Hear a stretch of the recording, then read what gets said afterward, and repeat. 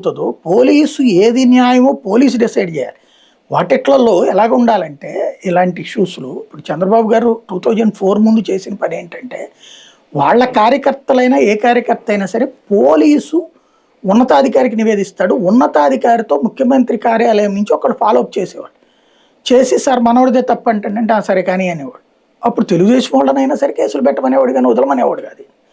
ఇప్పుడు తెలుగుదేశం వాళ్ళందరూ సత్పురుషులు, వైసీపీ వాళ్ళందరూ దుర్మార్గులని మనం పేపర్లో రాయించుకోవచ్చు. కానీ కళ్ళెదురుగుండా జనం కళ్ళెదురుగుండా జరిగే సంఘటనల్ని ఎలా దాచేస్తారు, ఎలా మార్చేస్తారు, ఎన్ని రోజులు చేస్తారు? కాబట్టి కొన్ని రోజులు బాగానే ఉంటది, వెక్సేషన్ పెరిగిపోతుంది.